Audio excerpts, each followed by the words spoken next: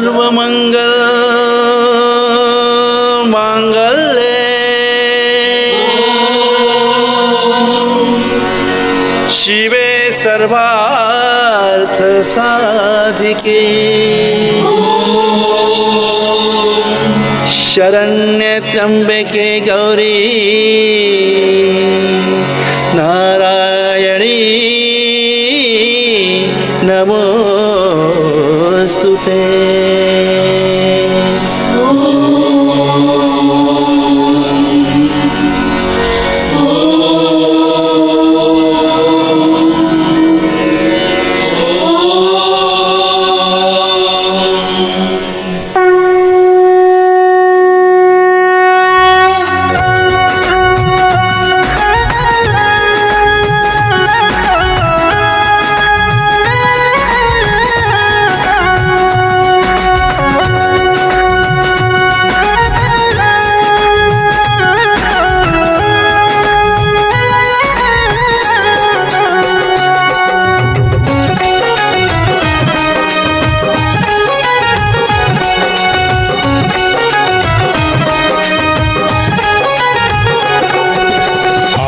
तुझ्या मंदिरी हो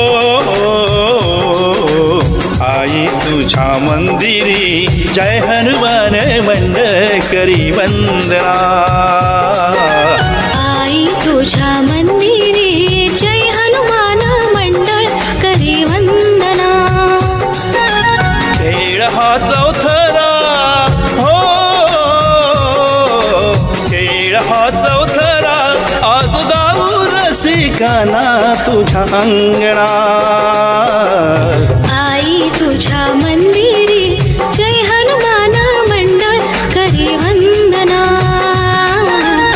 आई तुझ्या मंदिरी जय हनुमान मंडळ करी वंदना।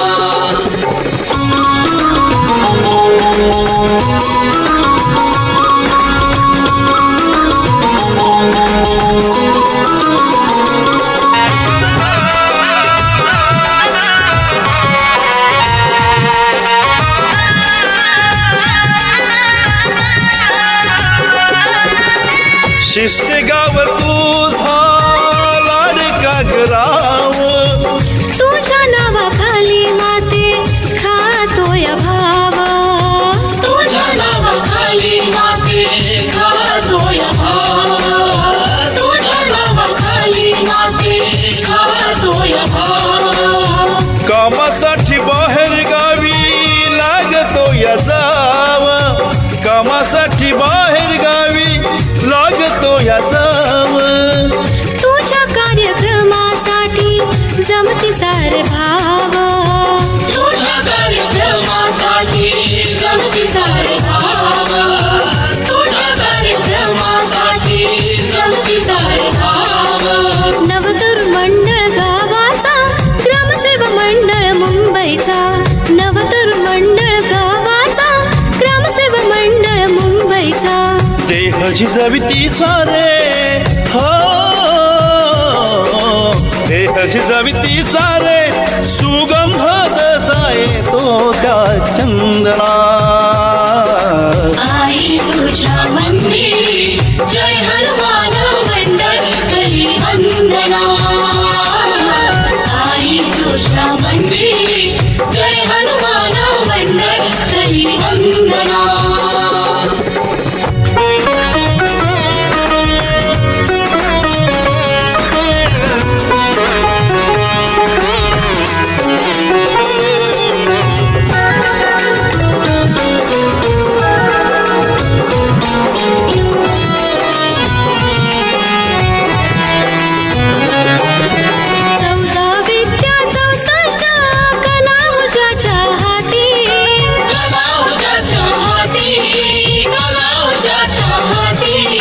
तुझाच पुत्र गणपती श्री गणेश त्याला म्हणती श्री गणेश त्याला म्हणती श्री गणेश त्याला म्हणती शुभ कार्याचा त्याला मान गणपती आमचा दिसतो छान शुभ कार्याचा त्याला मान गणपती आमचा दिसतो छान तारुण्यासी येसी हो तारुण्यासी येसी कोडून टाकीसी साऱ्या भावबंधना आई तुझ्या मंदिरी जय हनुमान मंडळ करी वंदना आई तुझ्या मंदिरी जय हनुमान मंडळ करी वंदना खेळ हा चौथरा हो खेळ हा चौथरा आज गाऊ रसिकाना तुझ्या अंगणा आई तुझ्या मंदिरी जय हनुमान मंडळ करी वंदना आई तुझ्या मंदिरी जय हनुमान मंडळ करी वंदना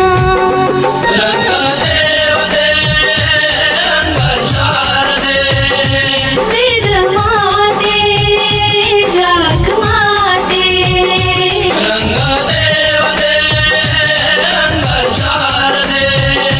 वेद माते जाग माते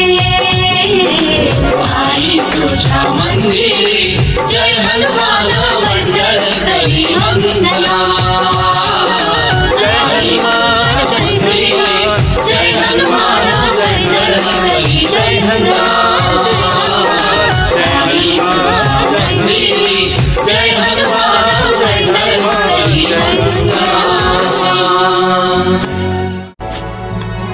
सुस्वागतम स्वागतम सुस्वागतम श्री रंगदेवता व नाट्य रसिकांना विनम्र अभिवादन करू श्री जाखमाता देवीच्या कृपा आशीर्वादाखाली अखंड आगरी समाज शिस्ते यांच्या सौजन्याने जय हनुमान नाट्य मंडळ शिस्ते सहर्ष सानंद सादर करीत आहोत कौटुंबिक जीवनाच्या समस्यांचा प्रात्यक्षिक दर्शवणारी हृदयस्पर्शी 2 अंकी नाट्य कलाकृती लेखक यशवंत मांडके दिग्दर्शक शंकर मोहिते निर्माता जय हनुमान नाट्य मंडळ शिस्ते संगीत गजानन मोहिते तालरक्षक मंगेश मोहिते संगीत साथ समीर आनंद पार्श्वसंगीत योगेश ताळके रंगभूषा गंगाराम गोताड प्रकाश युद्ध अमित चव्हाण नंदन नागती डीजे साऊंड आत्मज लोकरे सूत्रधार वसंत नागती सुरेश मोहिते पांडुरंग पाटील पांडुरंग भायदे नेपथ्य जय हनुमान नाट्य मंडळ शिस्ते कार्यकारिणी अध्यक्ष गजानन चाळके उपाध्यक्ष संजू पाटील सेक्रेटरी सुरेश कांबळे खजिनदार मधुकर चाळके उपखजिनदार रुपेश घरत सल्लागार गजानन मोहिते कारभारी चंद्रकांत भायदे सदानंद भायदे या नाट्य प्रयोगातील भाग्यवान गुणी कलावंतांचा पात्र परिचय श्याम चंदू नागती मदन सिद्धेश नागती दिनेश साहिल पाटील गौतम नरेश धुमाळ अशोक गणेश नागती जयराम दत्ताराम मोहिते राहुल विवेक भायदे सावित्री नेहा नारायणकर मीना पूजा सावंत मेघना स्वाती घरत हास्य सम्राट भीमा भरत पाटील गौऱ्या हरीश मोहिते पंच कमिटी संजू चाळके सारंग भायदे नवुश पाटील गौरव नागती आणि पिंट्या भायदे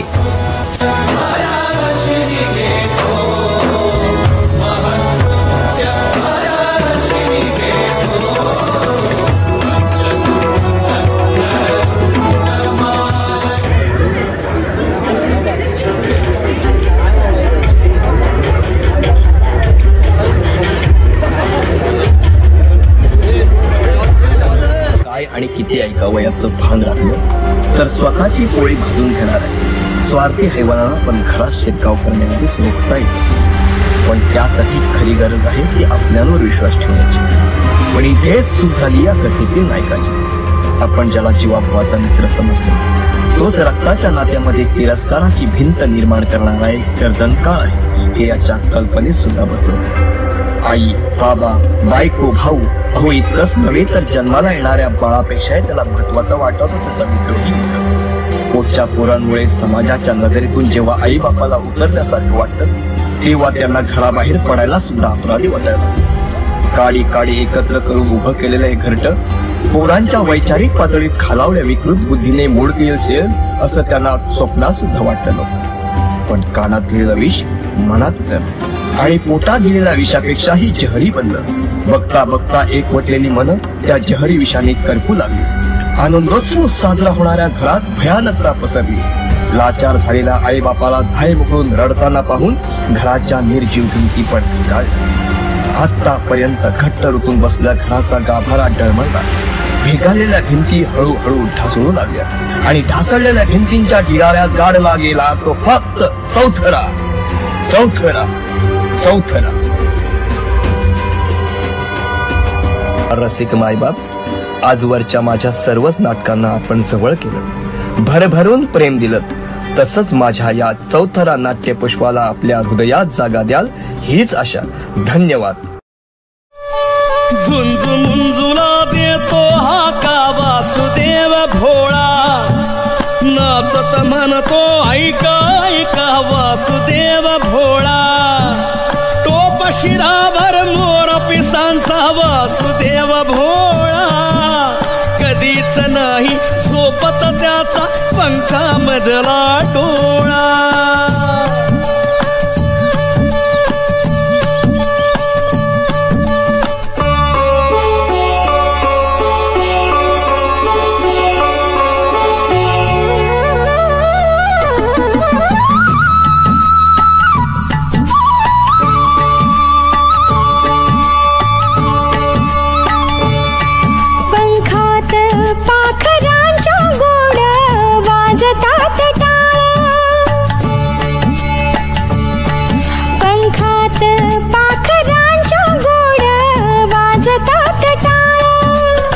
झाली आनंदाची छान सुखाची सकाळ, झाली आनंदाची छान सुखाची सकाळ.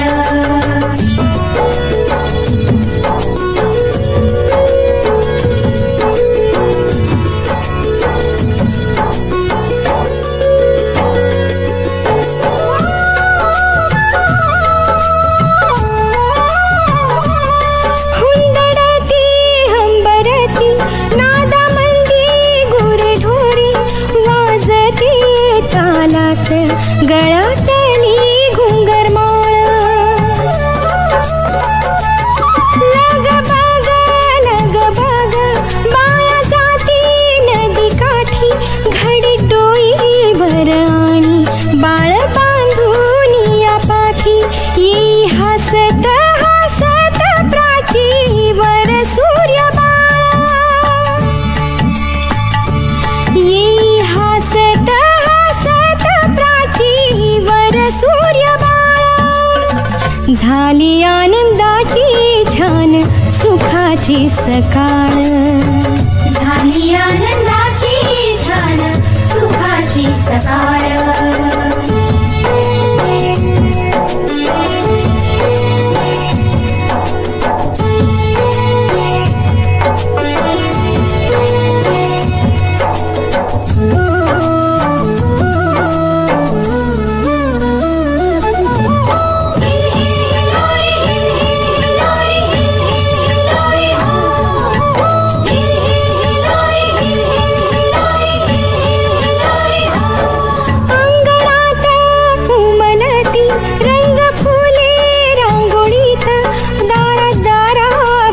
झुले पान फुलातली माळ,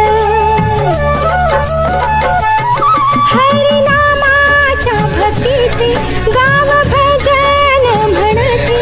माथ्यावर वैष्णवांच्या गंधमुद्राही खुलते. येई हसत हसत प्राचीवर सूर्य बाळा, येई हसत हसत प्राचीवर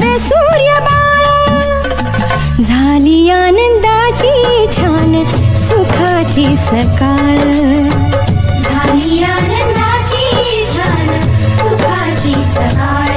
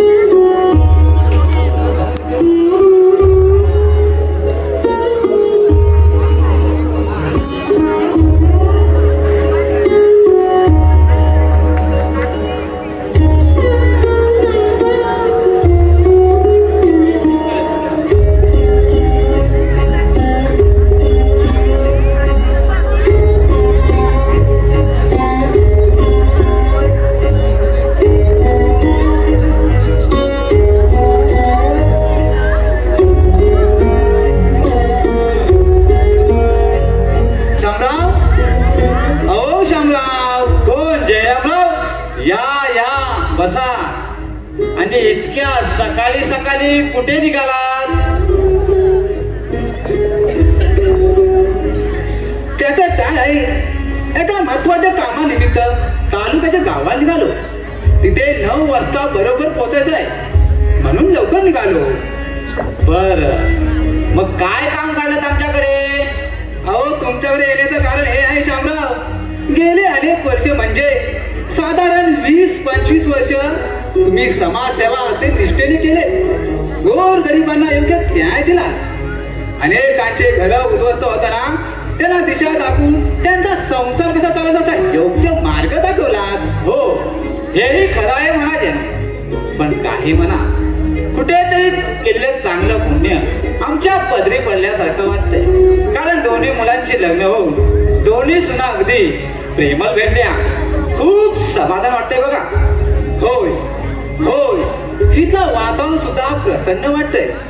ऐकूनच बोलायचं झालं तर खरं म्हणजे शामराव, तुमचा हा आदर्श डोळ्यासमोर ठेवून आम्ही सुद्धा हा समाजसेवाचा वारसा असाच अखंड पुढे नेण्याचा प्रयत्न करू. बर, आता मी काय तुमची सेवा करू? अहो, काही नाही. अहो, रात्री त्या गौऱ्याने म्हणे त्याच्या बायकोला बेदम मारहाण केली. हो, बिचारीची लहान लहान मुला घेऊन रात्री माझ्या घरी आली आणि म्हणत होती की मी जीवाचं बरं वाईट करीन. मी तिला समजावलं, असं काही अभद्र बोलू नको. तू ही रात्र कुठेतरी शेजारी या मुलाला घेऊन काढ. मी सकाळी जाऊन त्या गौऱ्याला समजवतो. म्हणून मी तुमच्याकडे आलो. कारण तुम्ही असले त्या घरातले विकोपाला गेलेले वाद एका शब्दात सांगून निर्विवाद केले. आणि माझ्यापेक्षा आपण ज्ञानी आहात. तिला योग्य न्याय देऊन समजून सांगा. या 3 मात्र शंका नाही. एवढं पेस सोडून त्या बाईला जीवाचं बरं वाईट होण्यापासून वाचवा. बस एवढं केलं का मी माझ्या कामासाठी जातो. तुम्ही लगेच या इकडे. असं म्हणता? हो. ठीक आहे, तर चला गौऱ्या काय म्हणतो ते त्याला समजावून सांगू आपल्या परीने. चला चला.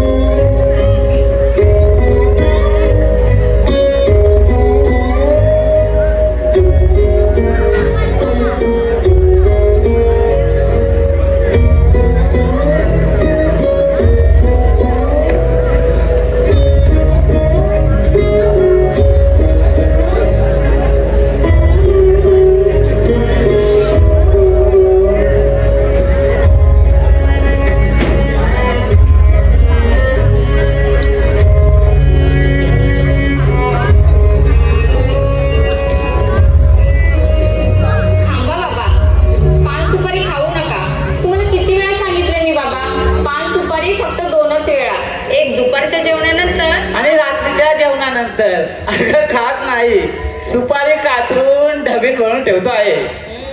पण ती सुपारीची डबी मला तुमच्या पुन्हा पटव्यात दिसता कामा नये बाबा. अगं तू फेकून दिलीस ना. हो, पण परत दुसरी तयार केली असाल तर. तरीच म्हटलं तुझा आवाज अजून कसा काय आला नाही. घ्या हा चहा घ्या. अहो आई, तुम्ही कशाला आलात चहा घेऊन? मी चहा द्यायला येतच होते ना. असू दे ग, तू तरी किती करशील? सकाळी उठल्यापासून रात्री झोपेपर्यंत राबतेस. अहो आई, आपल्यासाठी करणं म्हणजे राखणं असतं का? ते कर्तव्यच आहे माझं. अगं तुझ्या एकटीच तिचं काही कर्तव्य आहे की नाही? हो आई, आता तर लग्न झालंय तिचं आणि नवीनच आहे ना ते. तरी 15 दिवस झालं की लग्नाला. हो बाबा, पण आपल्यामध्ये रुळायला थोडा वेळ लागेलच ना तिला. तुला किती वेळ लागला होता आमच्यात रुळायला? दुसऱ्या दिवशी भले पहाटे पाण्याचा हंडा डोक्यावर घेतला होतास आणि हिचे सकाळचा 9 वाजला तरी डोळे उघडत नाहीत. अहो आई, असं काय ते मनाला लावून घ्यायचं? हळूहळू सगळं समजावून सांगत जाईल मी तिला. तुम्ही नका वाईट वाटून घेऊ.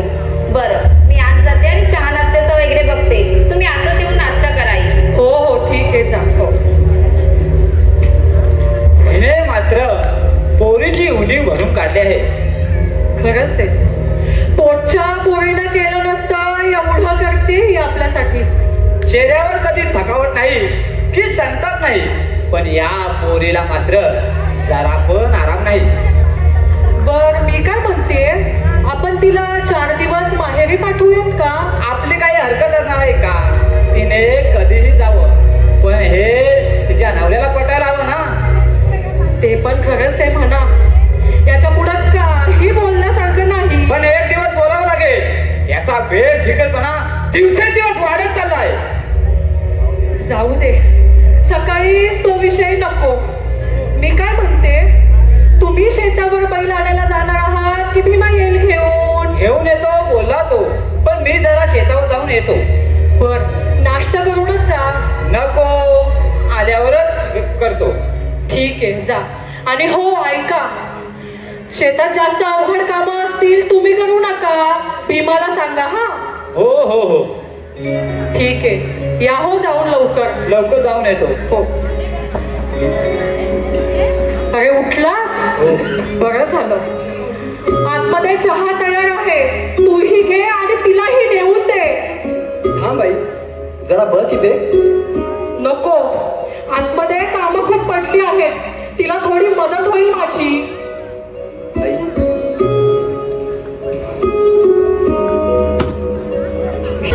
बाबा, मला माहित आहे तुम्ही दोघेही माझ्यावर रागवलं.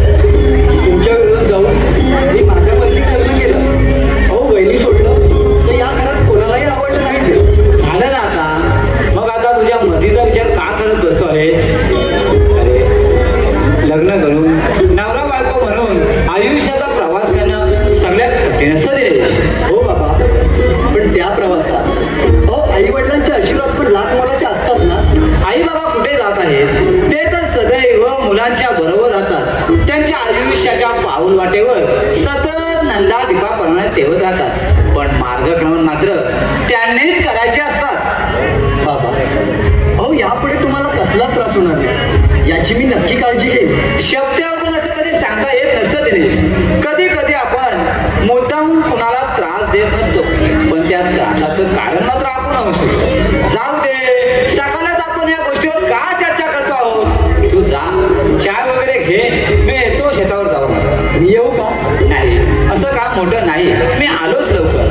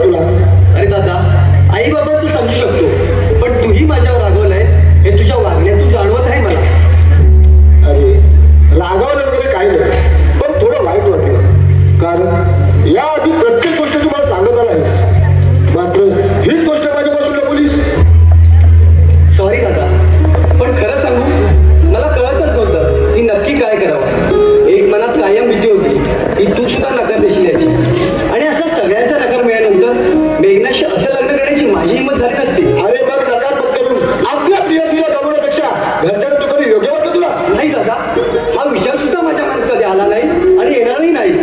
फक्त सगळे रागवतील याची कल्पना होती मला. अरे रागावलं तरी पुन्हा जवळ घेतील तुला याची कल्पना असायला हवी दिनेश. हो दादा, पण आईने खूपच मनाला लावून घेतलं आहे रे. अरे तेही समजून घे तुला, फक्त तुम्ही समजून घ्या. आणि हो, खास करून तुझ्या बायकोला सांग, मग सगळं चालू. बाकी नको विचार करू. दादा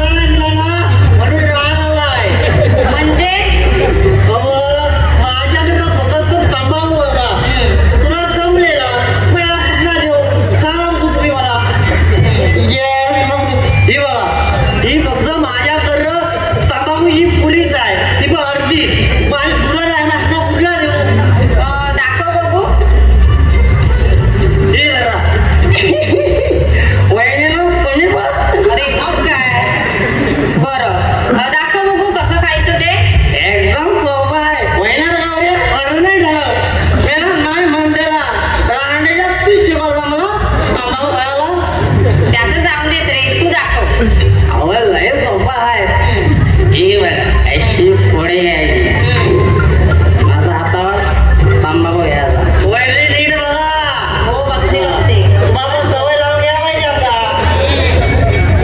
मग सोना हे सोना रे बाई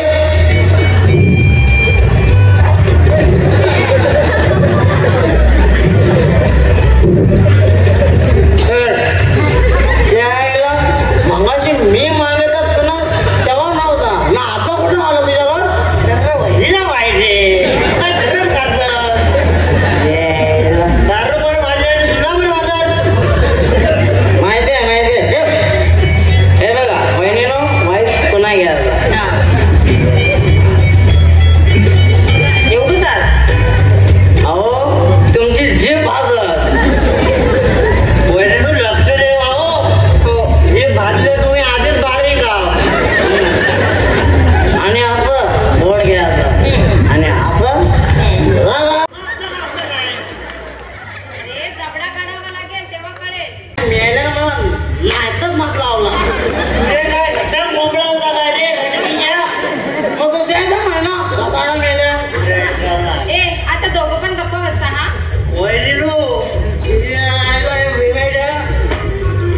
तुम्ही सांगता म्हणून न बसताय काय तर ह्याची चांगली काशी गेली असती जे आयला स्वतःला जातो काय आता दांडा गेला खाली नसतो तिथे आता जातो भरपुड्यांकर मी दाखवतो तुला हे गौरे हे थांब कमरे करण्यासाठी किती वाजता भेटायचं भेटू 7 वर्षापर्यंत भेटू तिच्या आईला तू नंतर भेट रे मग टाकत आहे तुला किती होता आहे तो अरे असं किती आलं ना किती गेलं आणि त्या चापेच्या रंग पडून गेलं तुझा पण बॅनर लागला आता भीमा मला शिकवते चाला भीमा काय होते काय नाही हो पण मला भूक लागली हो थोडं खायला आहे का जा ना आत आहे मेघना आहे आतमध्ये मी देईन तुला नाश्ता ती कलचडी आहे माझी रोजची कल घेत नाही म्हणजे काय ना हो पण तुम्ही कुठं जाता अरे त्या पार्वती काकूंना बरं नाहीये ना तर जरा त्यांना बघायला जाते आणि जाताना जरा बाजारात जाऊन ये पार्वती काकूला बघायला जातात हो म्हणजे ती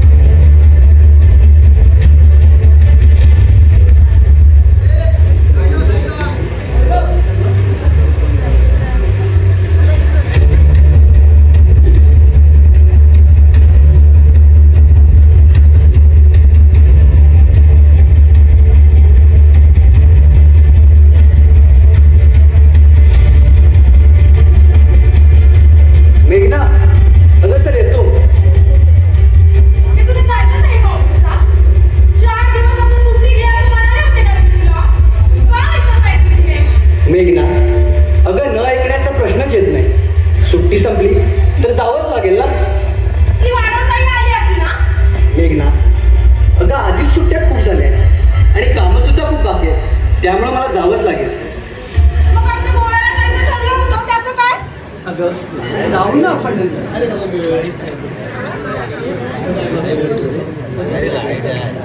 कधी पोरं झाल्यावर मेघना. अगं असं काय करते, जाऊन म्हणा ना. आमच्या मॅडमला तर लईच काहीच दिसते. मी मस्करीच्या मूडमध्ये नाही आहे गिरीश. ओके बरं बाबा, असं करतो, एका आठवड्यानंतर पुन्हा 4 दिवसाची सुट्टी घेतो, मग जाऊन येऊ आपण गोव्याला.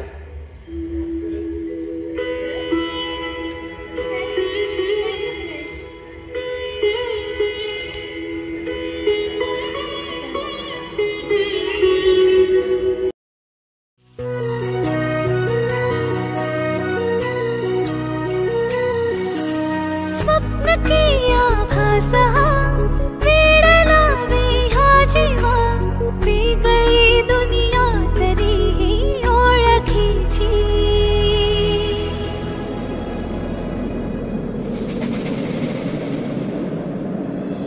तू हवीशी मला, तू हवीशी, आज कळले तुला तू हवीशी. भास सारे कालचे आज ते झाले खरे, तरी का हुरहुर वाटे आपुलीशी. तू हवीशी मला, तू हवीशी, आज कळले तुला तू हवीशी.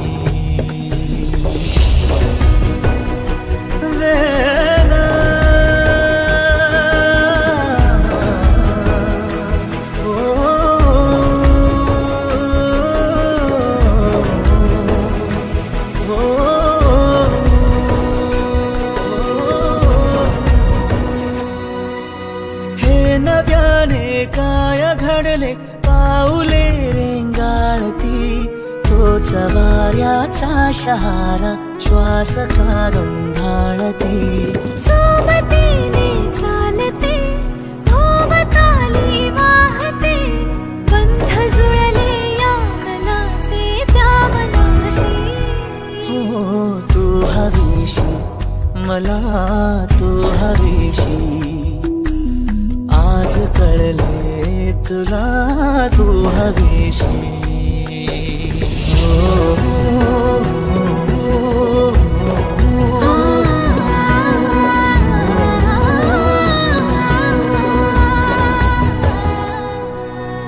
पाहिले जेव्हा तुला मी, पाहताना तू मला, मी तुझी होऊन गेले, विसरले माझी मला. काय जादू सांगना हरवुनी जाता पुन्हा, कोवळे से ऊन आले सावलीशी. तू हवीशी मला, तू हवीशी, आज कळले तुला तू हवीशी. अगं मेघना, कुठे हरवलीस? लगेच गोव्याला गेलीस की काय?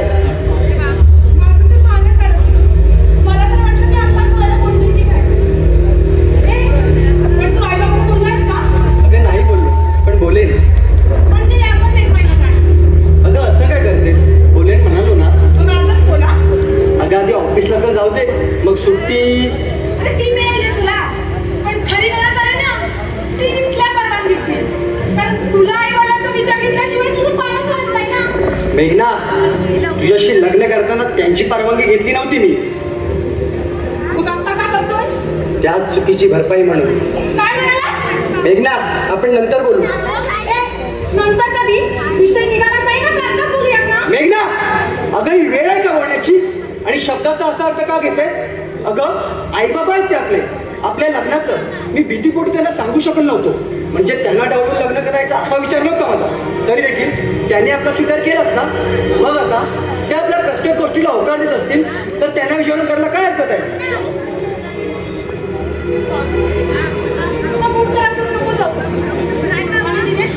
उद्यापासून मी पण जाते माझ्या ऑफिसला. का? अगं तुझी सुट्टी शिल्लक आहे ना अजून.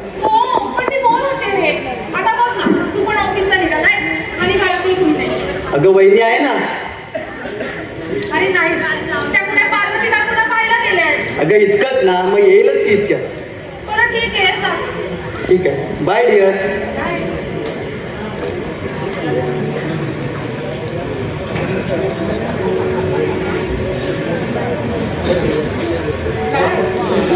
बाय. अरे दिनेश, काय ग मेघना, काय झालं? काय नाही घेतलाच आहे, चावी इकडेच विसरून जात होता. ठीक आहे, बाय. Bye bye. अरे सांभाळून जा आणि बाईक नीट चालव. होय. जास्त स्पीड नको.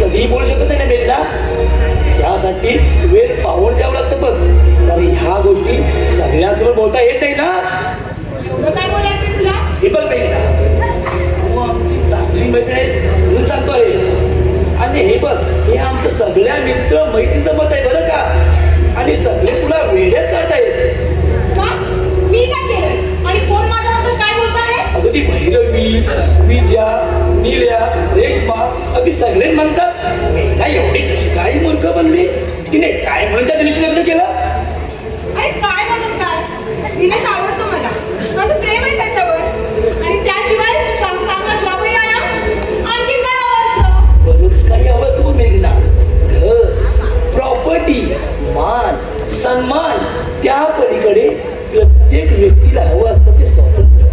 आता दिनेशला आणि स्वतःला विचार, यापैकी तुमचं स्वतःचं काय आहे? की बघ, आम्ही तुझ्या काळजी छोटी बोलत होता. पण मी आज समाधानी आहे. आणि तसंही हे घर सुद्धा दिनेशच आहे ना. तेच चुकत दिसतो वेगळा. अगं हे फक्त दिनेशचं घर नाही, तर तुला मी काय म्हणतो ते, अगं तुझ्या माहेरी तुझ्या स्वतःच्या किती खोल्या होत्या? काय करावं लागत होतं का तुला? दोन नोकर तुझ्या सेवेला, आणि आता इथे म्हणे काम आठवत होती त्या धाबायदाच्या खोलीत. अगं असून तर काय करू, निदान हा निर्णय घेण्याआधी थोडं मनात विचारत होतस ना. अरे पण मी आता हे सगळं मनापासून स्वीकारलंय ना. इथेच संपत नाही सगळं. पुढे जी परिस्थिती निर्माण होणार आहे ती तू शिकवू शकतेस का? विचार कर. तुला या घरात कधी स्वातंत्र्य मिळणार नाही. तुला तुझा स्वतःच घर कधीच मिळणार नाही. तुला तुझ्या हक्कासाठी भीक मागावी लागेल.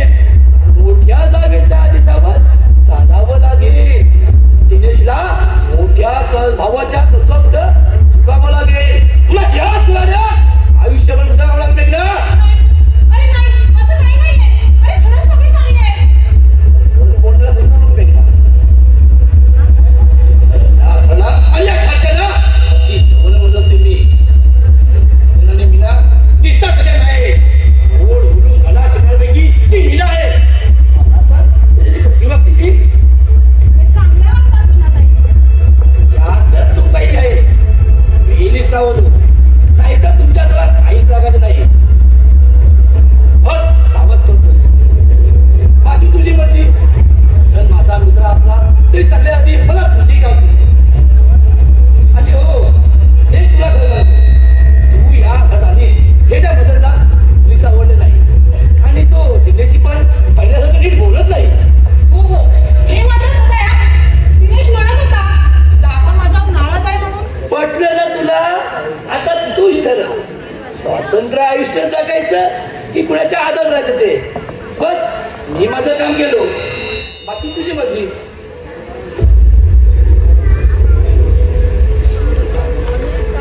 आणि हो मेघना, अगं चहा वगैरे काही विचारच नाही. अगं चहा बनवायचं मग स्वातंत्र्य आहे का तुला? काय नाही, बस तू आलेच नाही.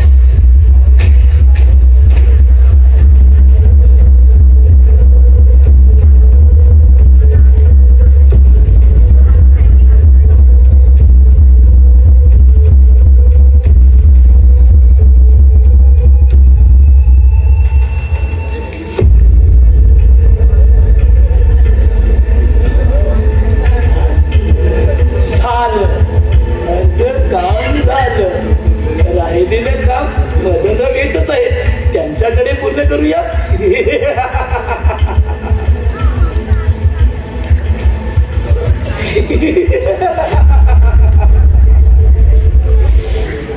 काम अगदी चोख होत आहे. फक्त गौतमराव स्वतःवर संयम ठेवा.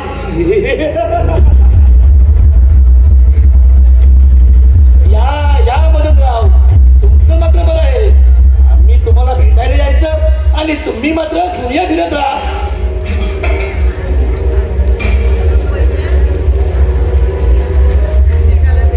अरे असं काही नाही, थोडं काम होतं.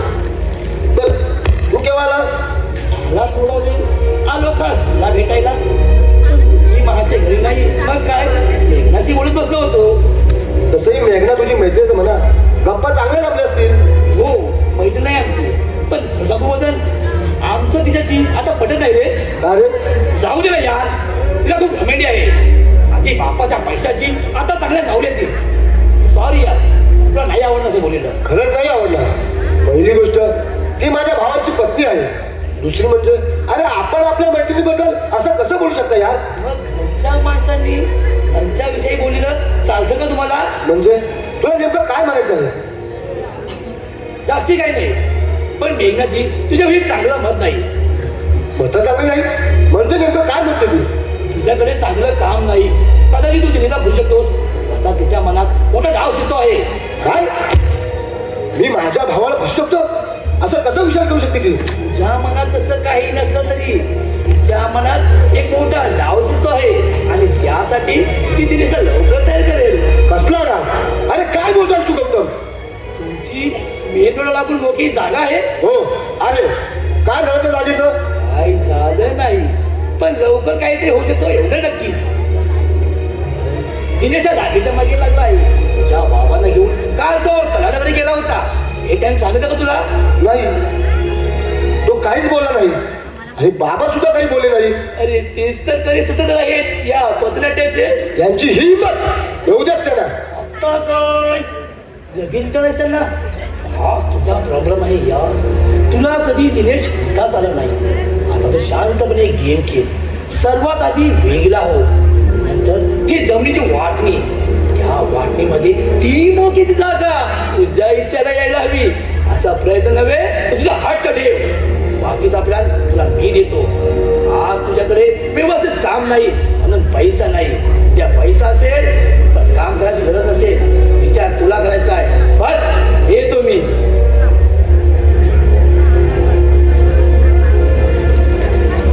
आणि एक गोष्ट, मीनाबाईंनी पार्वती काकूला पाहायला गेले. जाणं काही नाही म्हणा पण तिथे पार्वती काकूचा मुलगा पिंट्या आहे. काय बोलतोस? कळतं का तुला? तुझ्या बायकोला तू ओळखतोस आणि त्या पिंट्याला मी चांगला ओळखतो. आणि तू स्वतः कसा आहेस एका गाव ओळखतो. तेव्हा मीना वहिनीबद्दल बोलताना 10 वेळा विचार करत जा. कोणी कसाही असू दे तिला काहीच फरक पडत नाही आणि तिच्या नादी लागण्याला ती चांगलंच सगळं करते. हे तुला देखील चांगलंच माहित असेल गौतम. तू नेहमी माझ्या वाटत का जातोस तेच काही मला कळत नाही. तू सरळ मार्गीचा म्हणजे माझं बोलणं साधं आणि सरळ असेल. काय चाललंय तुझं? जे तोंडाला येत नाही तू बोलतो आहेस? अरे दादा, हा माझ्या वहिनीबद्दल काहीही बोलतो आणि तू शांत राहतोस. अरे मला नाही बोलायचं वाटलं पण तू पुन्हा ऐकलंस का? तो पिंट्या चांगला नाही असं म्हणाला तो. अरे असं ह्याला वाटतं कारण हा स्वतः कसा आहे ते याला चांगलंच माहितीये. आणि काय रे, पिंट्याला आणि त्याच्या आईला किती ओळखतोस? अरे अशा चांगल्या माणसाला बदनाम करायचे धंदे सोडून दे. त्याआधी मीच तुला समजावून सांगतो.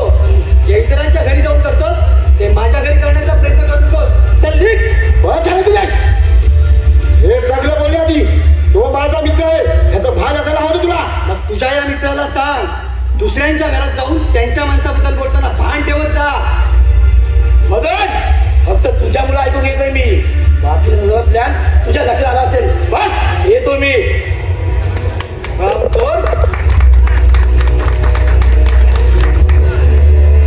थांब दिवस. अरे लग्न केलं म्हणजे मोठा झालास काय? काय चूक काय बरोबर ते आता तू ठरवलं. तसं नाही दादा पण तुझं आताचं वागणं मला आवडलं नाही. अरे तो माणूस माझ्या वहिनीबद्दल काहीही बोलतो आणि तुझा केवळ मित्र म्हणून तू ऐकून घेतोस. अरे मला नाही बोलायचं वाटलं. मी केव्हा बोलणार कधी बोलणार ते सांगणार तू कोण? आज ते मला ठेवू दे ना. अरे दादा वहिनी आहेत तुम्ही माझे. तुमच्याविषयी कुणी काय बोललेलं मी सहन नाही करणार. अरे मग त्या दादा वहिनीच्या मागे षडयंत्र असतात. त्यांना रस्त्यावर आणण्यासाठी वाचायचा प्रयत्न करणार. अरे दादा काय बोलतोयस तू? अरे तू माझ्या तोडून आणणार आहेस की स्वतः सांगणार आहेस? अरे दादा काय आणि कशाबद्दल बोलतोयस? तू बाबांना घेऊन तलावाकडे गेला होतास की नाही? बाबांना घेऊन मी गेलो नव्हतो. बाबाच मला घेऊन गेले. अरे मग मला सांगायचं नाही वाटलं तुला? अरे त्यात मी काय सांगू? बाबा बोलले असतीलच ना तुला. अरे मला कोणी काही नाही बोललं. तुला कसं कळलं? का मला कळू नये असंच वाटत होतं तुला? अरे प्लॅन चांगला आहे तुमचा.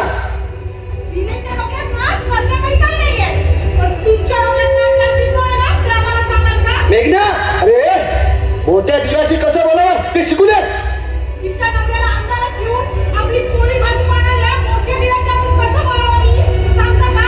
मेघना तू गप्पा राहतेस का?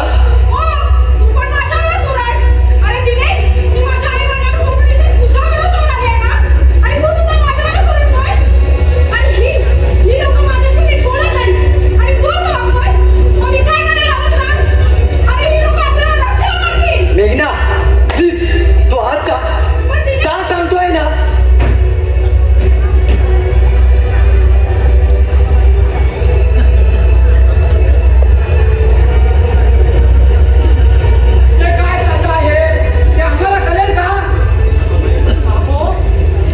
सगळं घडतंय की आपल्या समोर आणखी काय करायला हवं? तरी सुद्धा यांच्या शब्दाला ऐकून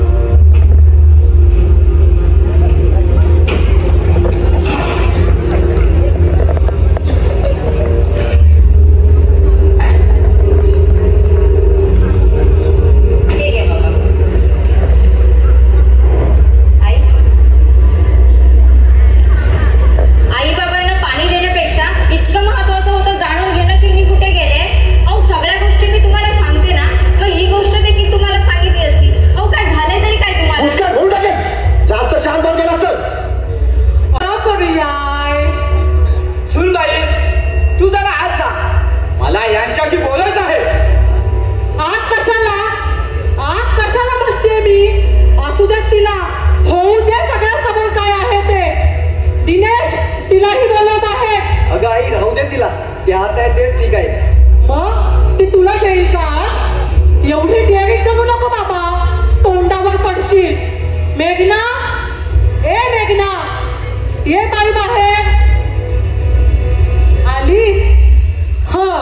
करा आता सुरुवात. मदन, काय झालं आहे? अच्छा, अध्यक्ष तुम्हीच होताय का? आई, तुला काय मस्ती सुचते काय? इथे काय तमाशा चाललाय? अरे तमाशाच करून ठेवलाय ना माझ्या या घराचा, आणि ही आजूबाजूची दुनिया मजा घेताय त्या तमाशाची. रोज रोज एक नवीन वेगळं सोंग, आणि दोन्ही बाजूनी बनवलं जातोय आम्ही दोघे. तमाशातल्या ढोलकीसारखे, तमाशातल्या ढोलकीसारखे. आम्ही तमाशा करतो, आम्ही तमाशा करतो. काय झालं होतं? कोणती गोष्ट कुठे बोलावी हे पण तुला आता शिकायला हवं. आजपासून बसून बोलता येतं ना तुम्हाला? मग त्याने काय फरक पडला? समोर आला विषय, तो त्याच वेळी बोलणं करून होतो, ते बोललो मी. पण हे मला बोलण्यापेक्षा तुमच्या लाडक्या मुलाला आणि सुनेल साहेबाला समजायसाठी सोडते. पण तू मोठा म्हणून तुझ्या लक्षात यायला होतो. तसं खूप काही लक्षात आलंय माझ्या. विषय निघाला आहे तर बोलतो. अहो काय बोलणार आहात तुम्ही? तुम्ही जरा शांत राहा. तू मध्ये मध्ये बोलू नको, सांगून ठेवतो. बोलू दे त्याला. आज पहिल्यांदा ओठातला ओठात येत आहे त्याच्या. बाबा नको ना, थोडा वेळ आपण जरा शांत राहूया ना. बोलू दे त्याला. बोल मदन, तुला आज काहीतरी बोलायचं आहे. होय होय, मला बोलायचं आहे. पहिल्यांदा आणि शेवटचं, तुम्ही माझा कधी प्रेमच केलं नाही. तुमच्यासाठी लाडका फक्त दिनेश. त्याच्यासाठी सगळं हवं ते शिक्षण, मागेल ते सगळं. आता तू जमीन मागेल ती सुद्धा त्यालाच द्याल. जमीन? कोणती जमीन आम्ही त्याला देतो आहोत रे? आणि तुला काय कमी पडू दिलं? शिक्षण? मदन, तुला काय हवंय? बोल बोल, तुला काय हवंय? मला हिस्सा हवाय.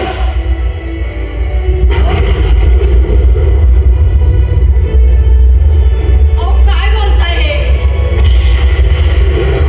या घराचा, तुमच्या जमिनीचा, तुमच्या पैशाचा, जे काही आहे ते सर्व हवंय मला. कारण मला आता वेगळं व्हायचं आहे.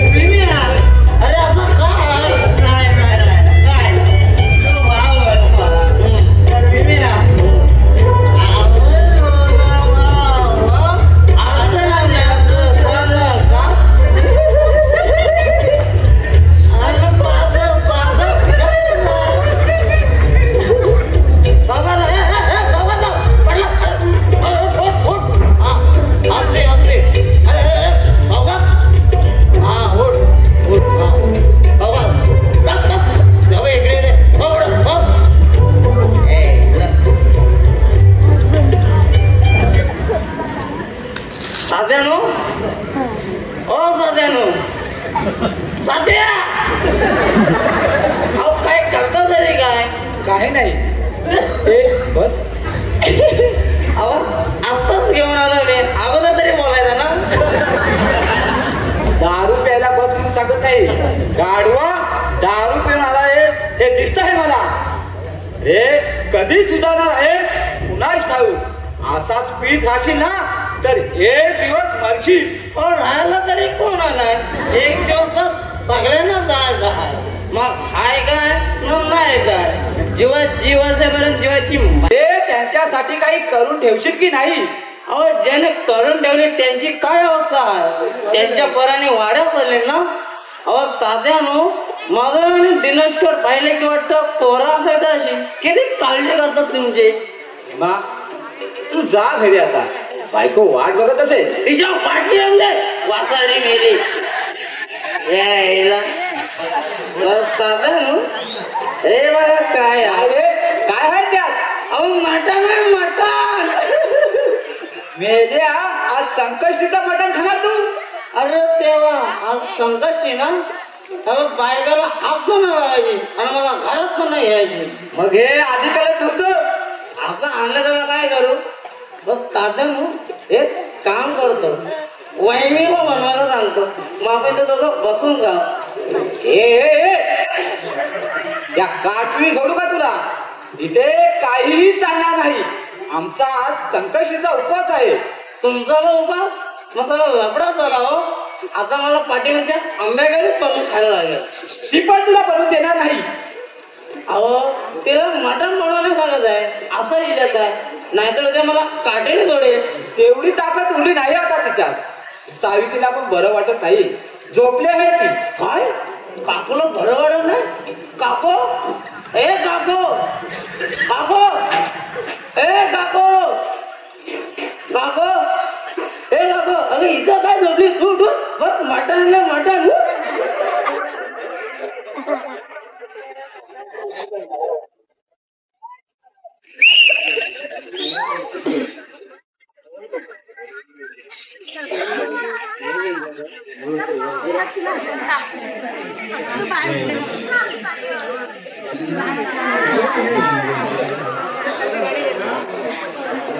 जयरामराव तुम्ही आणि या वेळेला आणि एवढी सगळी लोक. शामराव अहो तुम्हीच बोलवत ना. मीटिंग साठी पंच म्हणून आम्हाला पाचारण गावात धरलाय. तुम्ही आलात त्याबद्दल माझं काहीच म्हणणं नाही. पण कुणी पाचारण केला तुम्हाला. अरे मग का. म्हणजे मला काही गोष्टीला भुलत नाही. अरे मग तुझ्या आई बाप केले का. हवं ते मागायचं होतच ना. इतका सहज आणि हवं ते मिळणार होतं म्हणून मी पंच बोलवले.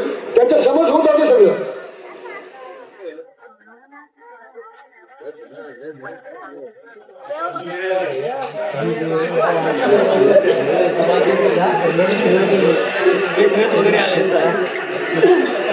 या मंडळी बसा सर्व.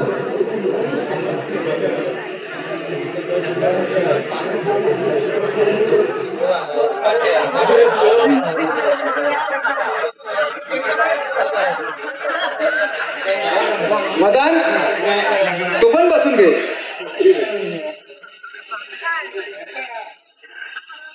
शामराव तुम्ही पण बसा.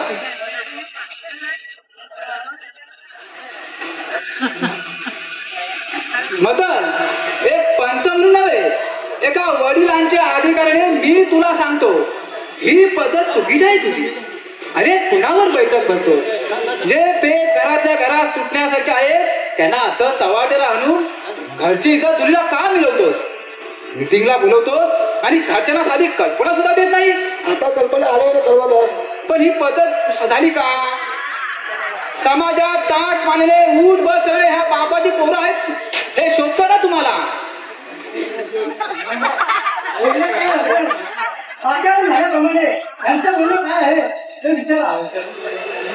मला काय वाटतंय. हा बोला. ही बैठक करावी की नाही त्याची सामना लावण्यात विचारावं. बरोबर आहे.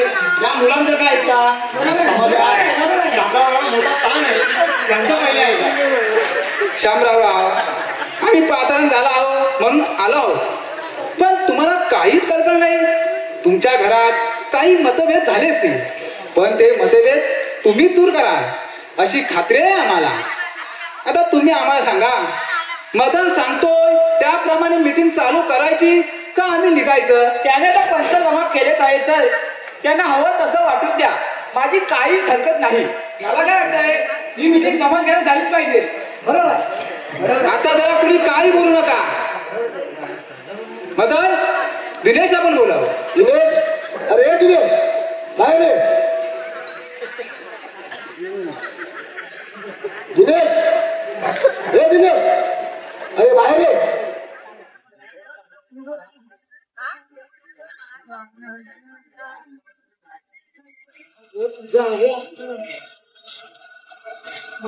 मदन, दिनेश कुठे आला? असेल आतमध्ये.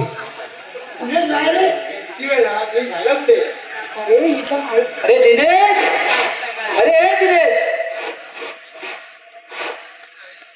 अरे बाहेर ये लवकर.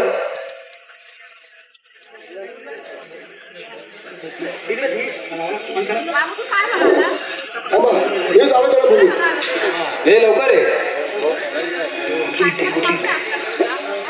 दिनेश, अरे तुला समजतं की नाही, माणसं आले तुला एवढं टाइम का होतोय? राम राम काका. राम राम. राम राम. राम राम. दिनेश, तू पण बसून घे.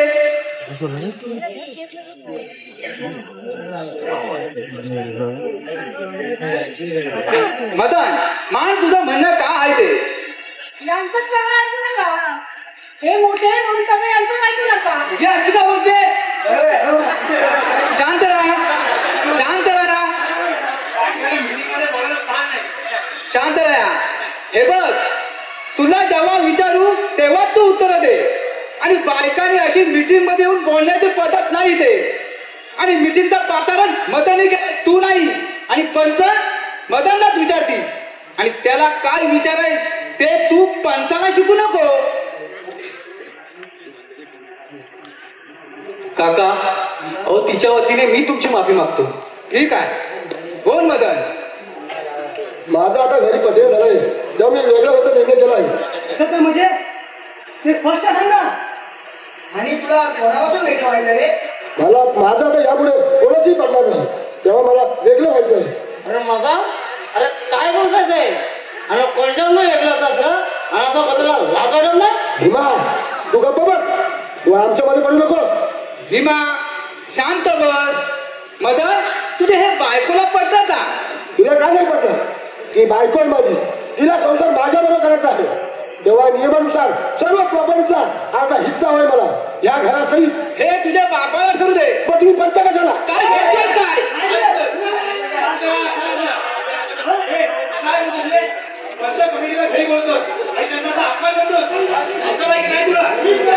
अरे मदन, कळतं का तुला? अरे आई बाबाचे काचाचे तुकडे कराय आम्हाला लावतो. अरे आम्ही पंच आहात, कसाही नव्हे. शंकरराव, माझी विनंती आहे तुम्हाला, जे माझं आहे ते त्यांना कसं हवं तसं वाटून द्या. बोल मदन, तुला काय पाहिजे? मला रस्त्याला लागून असलेली जमीन हवी आहे. तीच का? जे आहे ना ते सगळं अर्धा अर्ध झालं पाहिजे. तुझा अधिकार नाही इथे बोलण्याचा. का अधिकार नाही माझा? तुम्हाला एकटा घेऊ देणार नाही मी. तुम्ही आपसात भांडू नका. त्यांचे काय असतील ते दोन भाग करा आणि विषय संपवा. बरोबर आहे, बरोबर आहे, बरोबर आहे. ठीक आहे, निर्णय मी देतो. जमिनी आहेत त्या त्या ठिकाणी पंच जाऊन त्याचा विचार करतील. तुम्ही फक्त घरात कसे राहायचे ते तुम्ही ठरवा. आम्ही उजव्या खोलीत जाऊ, हे डाव्या खोलीत जातील आणि माझ्या घरात भिंत उभी करू. आणि आई बाप ते माझ्याकडे राहतील, मी सांभाळ करेन आई बाबांचा. रोबोट होऊन टाकेल, त्यांना पोहोचायचं आपण ठेका घेतलाय. मग काय आम्ही ठेका घेतलाय का? मेघना, आई बाबा आपल्याकडे राहतील. चालला नाही फार पडतं नाही. त्याला 6 महिने सांभाळू, त्यानंतर दुसऱ्याला. एकाच वेळी दोघांना सांभाळायला मला जमणार नाही. अरे अरे, काही गडी नाही रे तुमची. अरे जन्माला घालणारे आईवडणारे तुमचे. अरे तुम्हाला लहानाचं मोठे केलं, शिक्षण दिलं, स्वतःच्या पायावर उभं केलं आणि त्याला बदल घडत आहे. अरे नका बसू, हा एवढा भीमा पोचेल त्याला. अरे आग लावा तुमच्या शिक्षणाच्या हिस्ट्रीला. जयरामराव या निर्णय लागला. धन्यवाद. शामरावराव, काय हा निर्णय, कसली ही वेळ. नाही पटलं आम्हाला हो, नाही पटलं. मंडळी चला आपण निघूया. चला शामराव येतो.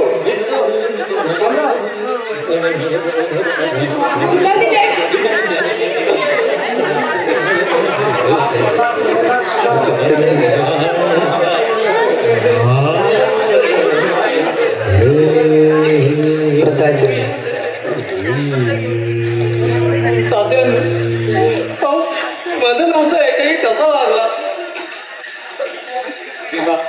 तू आता. अरे एक दिवस होणारच होत, आता झालं. घरी जा. काळजी घे.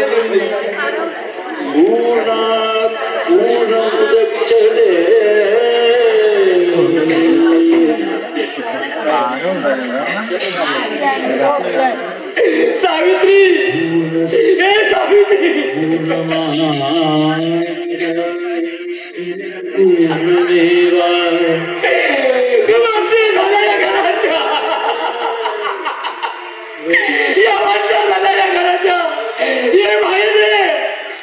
ते पाच घर आपले नाही राहिले. ये बाहेर झाल्या वाटण्या झाल्या, माझ्या घराच्या वाटण्या झाल्या. ऐकलंय मी सगळं, माहित आहे मला. आपल्यालाही 6 महिन्यांसाठी वाटून घेतलं आहे. अगं जगाची घरं बसून गेलेला हा शामराव स्वतःचे घर यापासून नाही वाचू शकला, नाही वाचू शकला.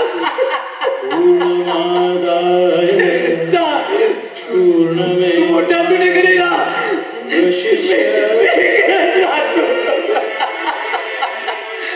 नाही नाही, तुम्ही जा मोठ्या सुनेकडे, ती चांगली काळजी घेईल तुमची.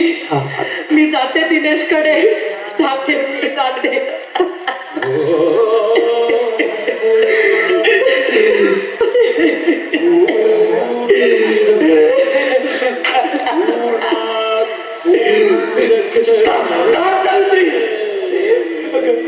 सगळ्याची वाटणी झाली आहे, पण या चौथ्याची वाटणी अजून नाही झाली आहे.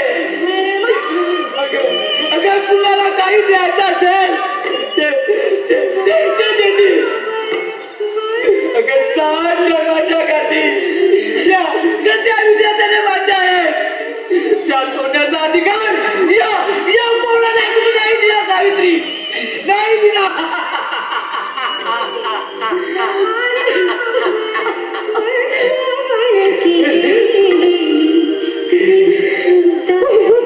या चौथऱ्यावर जगायचं आणि या चौथऱ्यावर